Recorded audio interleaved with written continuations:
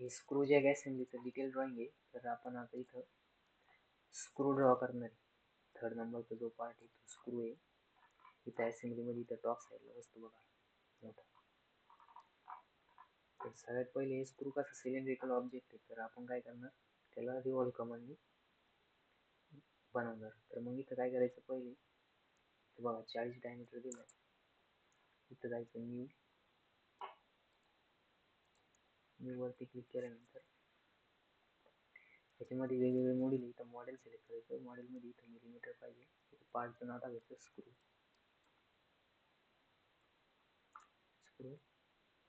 त्याच्यानंतर फोल्डर. आता हे असेंब्लीचे जे पार्ट ड्रॉ करतो ना आपण, ते करताना तुम्ही नेहमी एक फोल्डर सिलेक्ट करायचं. म्हणजे काय की सगळे पार्ट एका फोल्डरमध्ये सेव्ह झाले पाहिजे, जेणेकरून असेंब्लीत जर आपण असेंब्ली केल्यानंतर काही चेंजेस केले तर त्या पार्टमध्ये काही चेंजेस ऑटोमॅटिक होतात. ओके.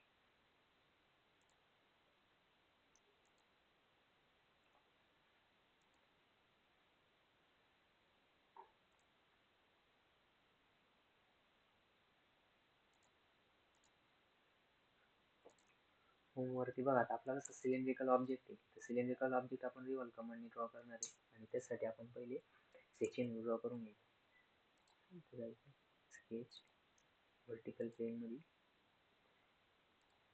तर बॉटम साईडला जी रेडियस आहे, जे जो डायमीटर तो किती 40 आहे, तर 40 च्या हाफ 40, 40 च्या हाफ 20. त्यानंतर मी तर ही वरती 165 तर 165.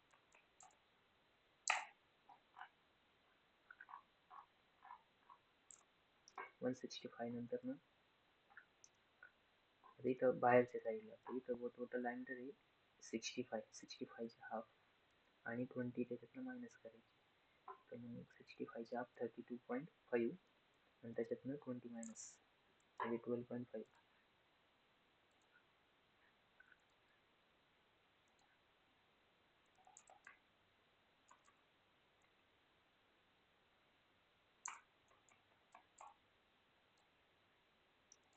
त्यानंतर ना बघा, हे 9 प्लस 50 प्लस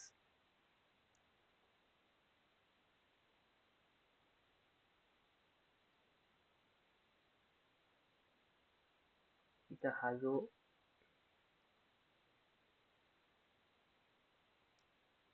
टेपर दिलाय, हा ना सेम आहे. हा जर 9चा असेल तर हा पण कितीचा राहील, 9चाच राहील. तर मग परत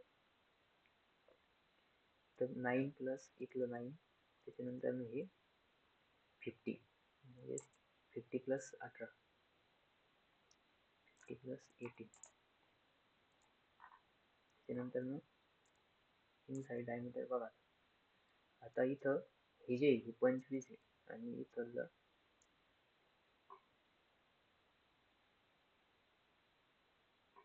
एक मिनिट. इथं आता बघा, इथं यांनी काय केलंय,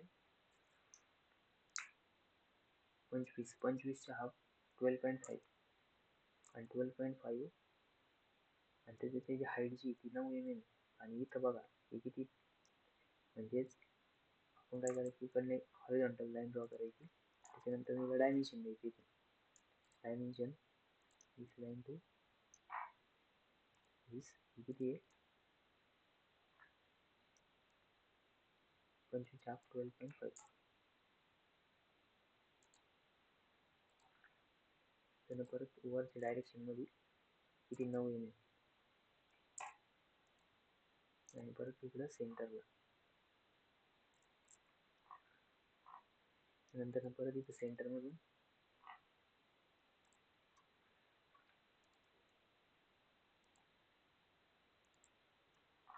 आणि इथं एक्स्ट्रा झालेलं ट्रिम करायचं.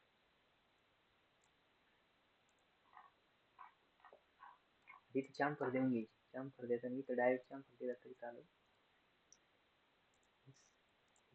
इथं 9 परत 9.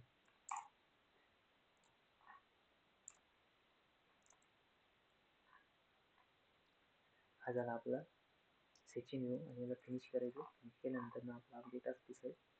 आणि इथं रिवॉल्व कमांड, याला या वेक्टरच्या अबाउट रिव्हॉल्व करायचं आणि आता याला थ्रेड करायचे पहिले तर आपल्याला एक सेंटरला होल्ड करायचं आहे. तर परत मग स्केच प्लेन इथं काय करायचं एक होल, त्याचं डायमीटर दिलेलं बघा इथं 12.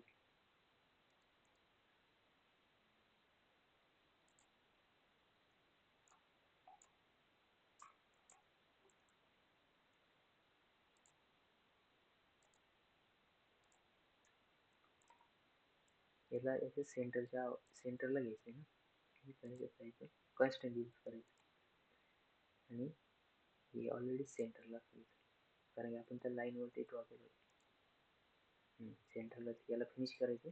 आता इथं स्केच गायब झालं, याला सिलेक्ट करायचं पहिले आणि इथं जायचं एक्सक्लूड होण्याचं. एक्सक्लूड नंतर बघा इथं बोथ साईड करायचं,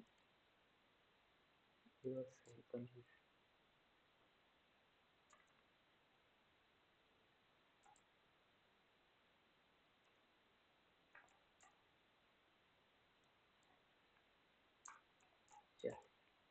आणि सबस्ट्रॅक्ट बुलियन सिलेक्ट करायचं आणि सबस्ट्रॅक्ट करायचं, मटेरियल रिमूव्ह करायचं, अप्लाय करायचं. होल तयार झालं त्यानंतर आता परत आपल्याला काय करायचं, टॉपला एक होल करायचं. बघा इथं इथं जे होल दिलंय ना त्याचं बघा इथं किती दिलेलं आहे M12 म्हणजे मेजर डायमीटर 12 आणि त्याचं पीक दिलेलं आहे 1.5 आणि डेप्थ दिलेली आहे आपल्याला 25. आता ती थ्रेडची डेप्थ 25 दिली म्हणजे थ्रेड तिथपर्यंत 25 डेप्थ पर्यंत थ्रेड पाहिजे. मग तुम्ही काय करायचं, होल थोडं जास्त फिल करायचं म्हणजे होल थोडंसं जास्त ड्रॉ करायचं. तो होल कमांडने पण डायरेक्ट होल काढू शकतो. आणि मग काय करायचं, पहिले स्केच करायचं टॉपच्या फेसला जायचं, पॉईंट घ्यायचे,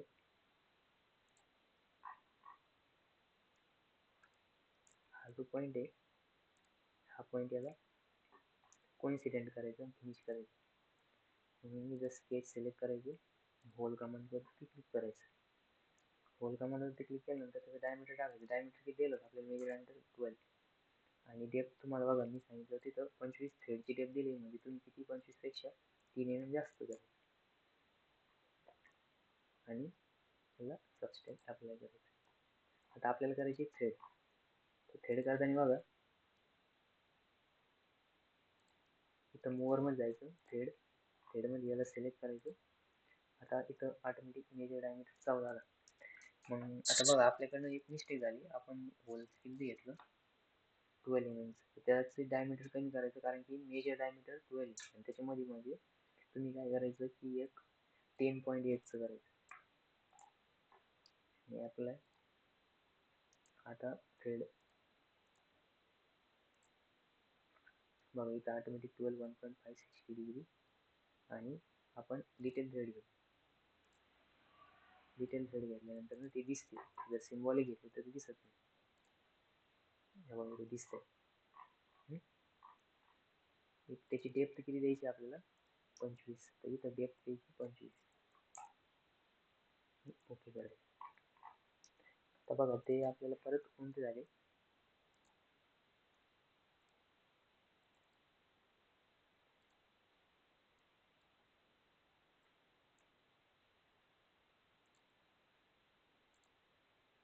mm 25 पर्यंत आले बघा. आणि आता आपल्याला इथं मोठे स्क्वेअर थ्रेड काढायचे त्याच्यावरती. परत मोअर मध्ये यायचं, थ्रेड करताना डिटेल करताना सिलेक्ट करायचं. आता बघा इथं ऑटोमॅटिक येतं, इथं पिच टाकायचं 6, इथं अँगल टाकायचं, स्क्वेअर थ्रेडचा अँगल किती राहतो 90 डिग्री आणि राईट हँड ओके. बघ याच्यावरती थ्रेड आले स्क्वेअर थ्रेड म्हणजे हा आपला पार्ट रेडी झाला.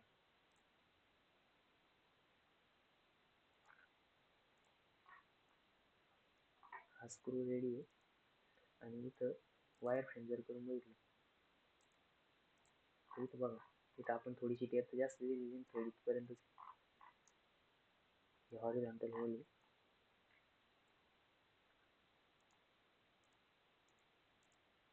आणि सेव्ह करायचं.